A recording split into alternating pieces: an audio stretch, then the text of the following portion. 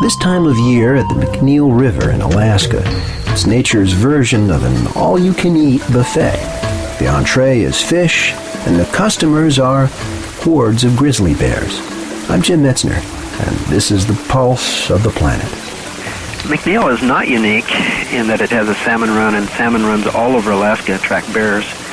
It is unique in that the configuration of the river makes those fish vulnerable to bears. Larry Miller is the manager of the McNeil River State Game Sanctuary. He tells us that every summer, the McNeil River is choked with salmon on their spawning run, and dozens of bears are waiting for them. There's a stretch of falls, really, where fish are fighting their way up through whitewater, and while they're doing that, bears have real easy access to them. And, of course, bears have learned that. So every summer, bears come from as far as 70 miles to gorge themselves on salmon. When they arrive, they probably wish they'd shown up a little earlier, because the area around the falls is clogged with more grizzlies than there are places to fish. Typically, we'll see 30, 40, 50, even 60 bears at one time.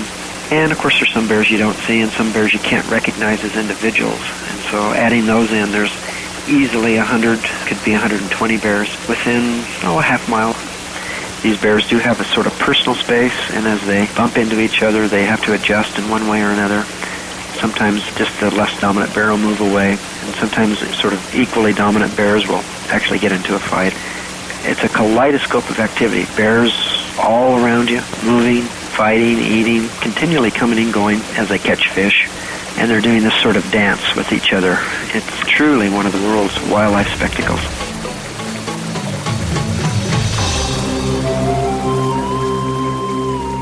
I'm Jim Metzner, and this is the pulse of the planet.